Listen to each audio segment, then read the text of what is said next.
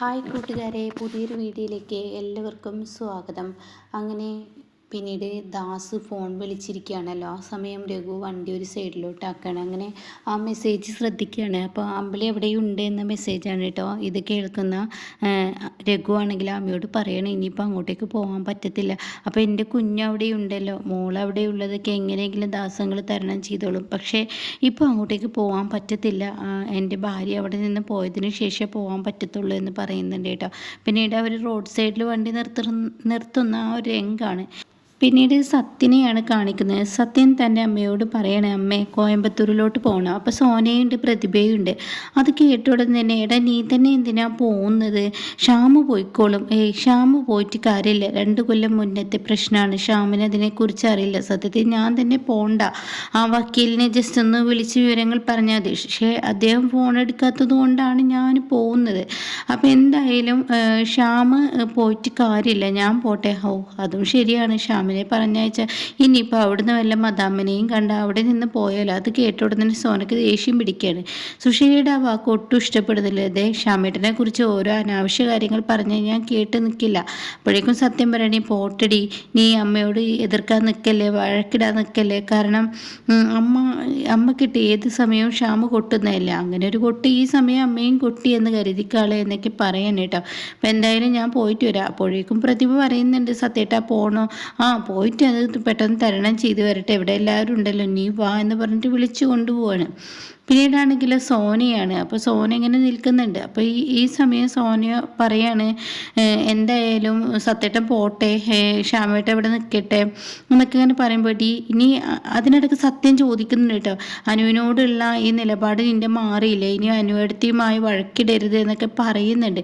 ഇതേ സമയം ഞാൻ വഴക്കിടാനൊന്നും പോയിട്ടില്ല എന്ന് സോന പറയുന്നുണ്ട്. അല്ല, നീ അവരാണത് ചെയ്തത് എന്ന് അമ്മ അതൊന്ന് പറഞ്ഞ് മനസ്സിലാക്കിക്കൊൾക്ക്, ഇവളിനി വഴക്കിടാൻ അനുവടുത്തിയെടുത്ത് പോവരുതെന്ന്. ഞാനിവളോട് പറഞ്ഞതാണ്, അനുവേടനോട് വഴക്കിടാൻ പോകണ്ട, ഇവൾക്ക് പറയാനുള്ളതൊക്കെ പറഞ്ഞു. സംഭവം അനുപമ ചെയ്തു എന്നുള്ളത് ശരി തന്നെയാണ്. പക്ഷെ ആ നടുങ്ങലിൽ നിന്ന് അവൾ ഇതുവരെ മാറിയിട്ടില്ല. അപ്പം അതുകൊണ്ടാണ് എനിക്ക് അംഗീകരിച്ച് തരാത്തത്. പറയാനുള്ളതൊക്കെ നീ പറഞ്ഞു, ഇനി ഇതിവിടെ വെച്ച് നിർത്തിയേക്ക് എന്നൊക്കെ പറഞ്ഞിട്ട് സത്യനും പ്രതിഭയും പോയി കേട്ടോ. അപ്പോൾ ഈ സമയം അമ്മ എന്താ പറഞ്ഞു വരുന്നത്, അമ്മയും ഈ പറയുന്ന അനുവടുത്തി അവിടെ റാണിയാക്കുക. അപ്പോൾ ഇത് അനുപമ റൂമിൽ നിന്ന് കേൾക്കണം കേട്ടോ. അമ്മയും കൂടി ഈ പറയുന്ന അനുവടുത്തിയെ റാണിയാക്കാനുള്ള ഉദ്ദേശമാണോ? എല്ലാവരും കൂടി മഹാറാണിയാക്കിയിട്ട് അവർ ചെയ്യുന്ന പ്രവൃത്തി എനിക്കങ്ങ് അംഗീകരിച്ച് തരാൻ പറ്റില്ല. അവർ ആ ഗ്യാസ് തുറന്നിട്ട് അവിടെ നിന്ന് പോയത് കണ്ടില്ലേ? അമ്മ ആ സമയം എൻ്റെ അടുത്ത് വന്നില്ലായിരുന്നെങ്കിൽ എൻ്റെ അവസ്ഥ ഒന്ന് നോക്കി നോക്ക്. ഇനിയിപ്പോൾ അമ്മ എന്താ പറഞ്ഞു വരുന്നത്, ഇതിപ്പോൾ ഞാനാണ് ചെയ്തതെന്ന് നമുക്ക് തോന്നുന്നുണ്ടോ? എടി, ഞാൻ അങ്ങനെ പറഞ്ഞില്ലല്ലോ. അത് തന്നെ പറയുന്നത്, ഞാൻ കുഞ്ഞിന് ഭക്ഷണം കൊടുക്കുകയായിരുന്നു, അമ്മയാണ് ഹോളിൽ ഉണ്ടായിരുന്നത് എന്നൊക്കെ പറയുമ്പോൾ അനുപമ അങ്ങനെ ചെവിയോർക്കാണ്. അപ്പോഴേക്കും സുശീല പരിങ്ങാണ്. അപ്പോൾ സുശീല പറയണത്, ഞാനൊരു കാര്യം പറയാം, അവളുമായി ഇനി ഒരു വഴക്കിടാൻ പോകണ്ട, നീ ആരോടും പറയില്ല ചെങ്ങി, നിന്നോടൊരു സ്വകാര്യം ഞാൻ പറയാം. അതെന്താ എന്ന് സോന ചോദിക്കുകയാണ്. അപ്പോൾ ഉടൻ തന്നെ അതിന് മുന്നേ സോന പറയുന്നുണ്ട്, ഇനിയിപ്പോൾ പഞ്ചായത്ത് പ്രസിഡൻ്റ് ആവുന്ന ആ നെകളിപ്പാണ് അവരിപ്പം തന്നെ കാണിക്കുന്നത്. അപ്പോൾ പ്രസിഡൻറ്റും കൂടി ആയാൽ പറയാനില്ല എന്നൊക്കെ അങ്ങനെ പറയുന്നുണ്ട് കേട്ടോ. ആ സമയം ഈ ഒരു വാക്കുകൾ കേൾക്കുമ്പോൾ ഒന്നുകൂടി ചെവിയോർക്കാണ് അനുപമ. അപ്പോൾ ഉടൻ തന്നെ സുശീല പറയണേ, എടി ഞാനൊരു കാര്യം പറയാൻ, നീ മറ്റാരോടും പറയരുത്, അവളൊരിക്കലും പഞ്ചായത്ത് പ്രസിഡൻ്റ് ആവില്ല. കാരണം ഞാനായിരുന്നല്ലോ പഞ്ചായത്ത് പ്രസിഡൻ്റ് ആവേണ്ടവൾ. ഞാനാവാൻ നിൽക്കുന്ന സമയത്ത് ദയ എന്ന അഹങ്കാരി എന്നെ പിടിച്ച് താഴോട്ടിട്ടതുപോലെ എല്ലാവർക്കും മുന്നിൽ അവളെയും ഞാൻ അപമാനിതയാക്കും. എന്നിട്ട് ഞാൻ തന്നെ പഞ്ചായത്ത് പ്രസിഡൻ്റ് ആവും. കാരണം ജനങ്ങളെ എന്നെ തന്നെ പിടിച്ചാക്കും. ആ ഒരു അവസ്ഥ ഞാൻ എത്തിക്കുന്ന എന്നൊക്കെ പറയുമ്പോൾ അനുപമ ഞെട്ടിപ്പോവാണ് കേട്ടോ. താൻ ആകെ വെറുങ്ങലിച്ച് പോവാണ്. ഈശ്വര, ഇവർ ഇതായിരുന്നു എന്നുള്ളത്. അപ്പം അമ്മ എന്താ അനുവടത്തിയോട്, അതെ, എനിക്ക് പ്രതികാരം ചെയ്യേണ്ടത് ചെയ്യുക തന്നെ വേണം എന്നും പറയുന്നുണ്ട് കേട്ടോ. പിന്നീടാണെങ്കിലും കാണിക്കുന്നത് ചീരു അതുപോലെ മഞ്ചാടിയാണ്. അപ്പോൾ ചീരു, അമ്പിളി ചേച്ചി ഇതുവരെ വന്നിട്ടില്ല എന്ന് പറഞ്ഞ് നിൽക്കുമ്പോഴാണ് മഞ്ചാടി വരുന്നത്. ഇതെന്താ അമ്പിളി ചേച്ചി അങ്ങോട്ടേക്ക് പോകാനുള്ള ഒരു കാരണം എന്ന് ചോദിക്കുന്നുണ്ട്. അമ്പിളി ചേച്ചിക്ക് രഘുവേട്ടനിൽ എന്തൊക്കെ സംശയങ്ങൾ തോന്നിയിട്ടും അമ്പിളി ചേച്ചി രഘുവേട്ടനിൽ രാവിലെ കൊണ്ടുപോകാത്ത ആ ഒരു ദേഷ്യവും വാശിയൊക്കെ തീർക്കാൻ വേണ്ടി പോയിരിക്കണം. അപ്പോൾ അവർ തമ്മിൽ ചെറിയൊരു വഴക്കാണ്, ചെറിയൊരു ഉടക്കുണ്ട് എന്നൊക്കെ പറയുമ്പോഴാണ് കേട്ടോ വാനമ്മ അങ്ങ് വരുന്നത്. അപ്പോൾ വാനമ്മ പറയണ, ചിരു മക്കൾ 3 പേര് എൻ്റെ കട്ടിൽ കിടന്നുറങ്ങി. ഇനി അവരെ ഉണർത്തണ്ട, അവരവിടെ കിടന്നുറങ്ങിക്കോട്ടെ. എൻ്റെ മോൾക്ക് ഇപ്പോൾ പ്രസവം എടുത്തതാണ്, കറക്റ്റ് സമയത്ത് ഡെലിവറി നടക്കണം. അപ്പോൾ അതുകൊണ്ട് നല്ല ഊണും ഉറക്കമൊക്കെ നന്നായി വേണം. കുഞ്ഞുങ്ങൾ വയറ്റിൽ ചവിട്ടിയാലൊക്കെ ഇപ്പോൾ ഈ സമയം പ്രശ്നമാണ്. അപ്പോൾ എൻ്റെ കുഞ്ഞിപ്പോൾ പോയി കിടന്നുറങ്ങാൻ നോക്കിയെന്ന് പറയുമ്പോൾ അമ്പിളിയുടെയും രഘുവിൻ്റെയും കാറ് വരുന്നതായിട്ടോ.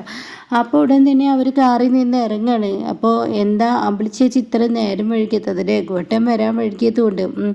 എന്തായാലും അമ്പിളി ചേച്ചി വായോ, അകത്തോട്ട് പോവാൻ. ചിരു, നിങ്ങൾ ഉറങ്ങാനായിണ്ടായിരുന്നോ? ഞാൻ ഈ രഘുവേട്ടനോട് വരണ്ടെന്ന് പറഞ്ഞതാണ്, പക്ഷെ രഘുവേട്ടന് പതിവില്ലാത്തൊരു ഇങ്ങോട്ടേക്ക് വരണം എന്നുള്ള നിർബന്ധം.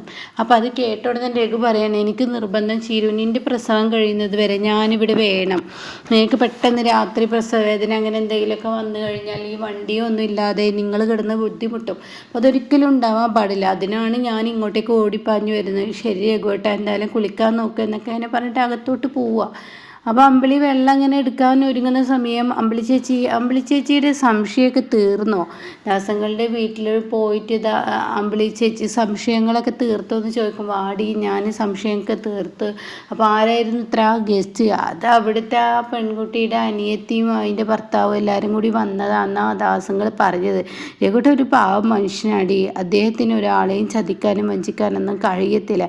അദ്ദേഹം എല്ലാവരെയും സ്നേഹിച്ചിട്ടേ ഉള്ളൂ. അതുകൊണ്ട് തന്നെ അദ്ദേഹം ഒരു പാവമാണ്. പിന്നെ ഇപ്പോൾ കുറച്ച് കാലമായി എന്നോട് എന്തൊക്കെയോ മറച്ചു വെക്കുന്നു എന്നൊരു തോന്നൽ എന്നുള്ളിൽ തോന്നിയതുകൊണ്ടാണ് ഞാൻ അദ്ദേഹത്തിൻ്റെ പിറകെ പോയത്. പക്ഷേ അദ്ദേഹം ഒരു പാവമായിരുന്നു എന്ന് ദാസങ്ങൾ പറഞ്ഞപ്പോൾ എനിക്ക് മനസ്സിലായി എന്നൊക്കെ ഇങ്ങനെ പറയുന്നു കേട്ടോ. പിന്നീട് കാണിക്കുന്ന ഇരുട്ടിലിരിക്കുന്ന അനുപമയാണ്.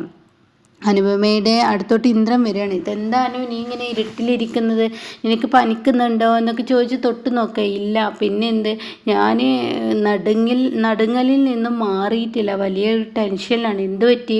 അല്ല, അമ്മ എന്ന സ്ത്രീയെ, ആ മനുഷ്യ സ്ത്രീയെ നേരാക്കാൻ നിന്നപ്പോൾ എനിക്ക് ഇത്രയും വലിയൊരു തിരിച്ചടി കിട്ടുമെന്ന് ഞാൻ വിചാരിച്ചില്ല.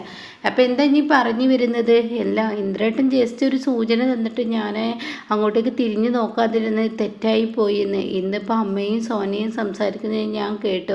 അമ്മയുടെ ലക്ഷ്യം എന്നെ മറ്റുള്ളവർക്ക് മുന്നിൽ അപമാനിതയാക്കി വലിച്ചിടുക, അതിനുശേഷം അമ്മ കയറുക എന്നുള്ളതാണ്. അപ്പോൾ ഇത് കേട്ടോടെ തന്നെ, ഇത് നീ എങ്ങനെ, ഞാൻ പറഞ്ഞല്ലോ അതാണ് അമ്മയുടെ ലക്ഷ്യം എന്ന്. ഇത് കേൾക്കുന്ന ഇന്ദ്രൻ, അനു ഇനിയിപ്പോൾ നീ തീരുമാനിക്കുന്നത് എന്താ? എനിക്കിനി എന്തായാലും ആ പഞ്ചായത്ത് പ്രസിഡന്റ് എന്ന മോഹം വേണ്ട, അത് ഞാൻ വെക്കുന്നു, ഞാൻ നോമിനിയാവുന്നു. ഇനി പറ്റത്തില്ല, അത് വേറെ ആരെങ്കിലും നിന്നോട്ടെ. അപ്പം അമ്മക്ക് കൊടുക്കാവുന്ന ഏറ്റവും വലിയ ശിക്ഷയാണ്. അമ്മക്ക് കൊടുക്കാവുന്ന ശിക്ഷ ഈ പഞ്ചായത്ത് പ്രസിഡന്റ് ആവുകയില്ലേ, അത് വേണ്ട. അവരെന്നെ അപമാനിതയാക്കാൻ വിചാരിച്ചെങ്കിൽ അതിന് മുന്നേ ഞാൻ തന്നെ അത് വേണ്ടെന്ന് വെക്കുമ്പോൾ അവർക്ക് ഏറ്റവും വലിയ അപമാനമാണ് ഉണ്ടാവുന്നത്. ഒരു മനുഷ്യ സ്ത്രീയെ നേരാക്കാൻ നിന്നിട്ട് ഇത്രയും വലിയൊരു ശിക്ഷ എനിക്ക് കിട്ടിയെങ്കിൽ അവർക്ക് ചെറിയൊരു ശിക്ഷ കൊടുക്കേണ്ടേ? അതാണ് എൻ്റെ തീരുമാനം. ശരിയോ അനു? എന്നാൽ അങ്ങനെ ആയിക്കോട്ടെ. അപ്പോൾ ഉടൻ തന്നെ, അല്ല ഇന്ദ്രേട്ടാ, ഞാൻ നിൽക്കാത്തതിൽ ഇന്ദ്രേട്ടന് സങ്കടമുണ്ടോ? എനിക്കെന്ത് സങ്കടം, നിൻ്റെ സന്തോഷവും സങ്കടമാണ് എൻ്റെ വലുത് എന്നൊക്കെ പറയുന്നു കേട്ടോ. പിന്നീട് കാണിക്കുന്നത് വിനയനാണ്. വിനയൻ വീട്ടിൽ വന്നപ്പോൾ ചീത്ത പറയാണ്, എന്തിനാണ് നീ അവരുടെ വീട്ടിലോട്ട് ഇങ്ങനെ എപ്പോഴും പോകുന്നത്? ഒരു പാവം പെൺകുട്ടിയാണ്, അതിന് മാനസികമായി നീ ഇങ്ങനെ ടെൻഷനാക്കല്ലേ. അതിനമ്മേ ചീരുവിനും എന്നോട് സ്നേഹമുണ്ട്. അച്ഛൻ ഇന്നിപ്പോൾ അകത്ത് കയറാൻ പറഞ്ഞപ്പോൾ ചീരു എതിർക്കുകയായിരുന്നു, എനിക്ക് കയറാൻ പറ്റത്തില്ല. അച്ഛൻ ഗൾഫിൽ നിന്ന് എന്നെ കൊണ്ടുവരാൻ ശ്രമിച്ചപ്പോൾ ചീരു പറഞ്ഞിട്ടായിരിക്കുമല്ലോ, അതുകൊണ്ട് സ്നേഹമുണ്ട് എന്നൊക്കെ ഇങ്ങനെ പറയണം. അത് കേട്ടോടെ തന്നെ ലതിക പറയണം, അവൾക്ക് നിന്നോട് സ്നേഹമുണ്ട്, പക്ഷേ നിൻ്റെ ഈ സ്വഭാവങ്ങളാണ് അവൾക്ക് ഇഷ്ടപ്പെടാത്തത്.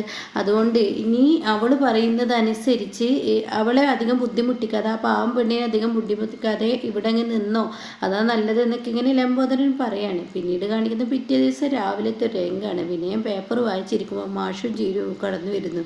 ഇവരെ കാണുന്ന വിനയനാകെ അന്തം വിട്ട് നിൽക്കുകയാണ്. എന്നിട്ട് മാഷിനെ ഉന്നയിച്ച് വിനയം പറയാം, അമ്മ ചീരുത വന്നിരിക്കുന്ന ഈ ആരതി തട്ടൊക്കെ എടുത്തപ്പോൾ മാഷ് പറയണേ, ഇവളൊന്നും ഒന്നല്ലെന്ന് മാത്രമല്ലല്ലോ ഇങ്ങോട്ട് കടന്നു വരുന്നത്, അതുകൊണ്ട് ആരതിയുടെ ഒന്നും ആവശ്യമില്ല.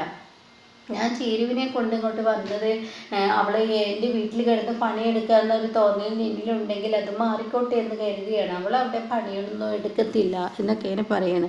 അത് പിന്നെ ഏതൊരച്ഛനും ഒരു കുഞ്ഞിൻ്റെ അച്ഛനും ഉണ്ടാകുന്ന ടെൻഷൻ അതെനിക്കറിയാം. ഒരു ഭാര്യ ഗർഭിണിയാകുമ്പോൾ ഏറ്റവും കൂടുതൽ ഭർത്താക്കന്മാർക്കാണ് ടെൻഷൻ എന്ന്. അതുകൊണ്ട് ചീരുവിനെയും കൊണ്ട് ഞാൻ അങ്ങോട്ടേക്ക് വന്നത്.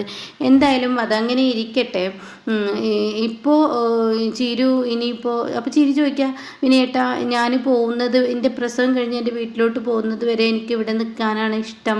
അപ്പം അതുകൊണ്ട് വിനയേട്ടൻ എന്ന് എന്നെ സംരക്ഷിക്കില്ലേ, ഏത് സമയത്ത് എൻ്റെ കൂടെ ഉണ്ടാവില്ലേ, എനിക്ക് ഉണ്ടാവില്ല എന്നൊക്കെ ചോദിക്കുമ്പോൾ പിന്നെ ചീരു നമ്മുടെ ആൺകുഞ്ഞല്ലേ പിറക്കാൻ പോകുന്നത്, അപ്പോൾ അതുകൊണ്ട് ഉണ്ടാവും. വിനയേട്ട ഇനി എനിക്ക് പിറക്കുന്ന പെൺകുഞ്ഞാണെങ്കിലും ഉണ്ടാവില്ലെന്ന് എനിക്ക് സത്യം ചെയ്തുകൊണ്ടാന്ന് പറയുമ്പോൾ വിനയം സത്യം ചെയ്യുന്നില്ല.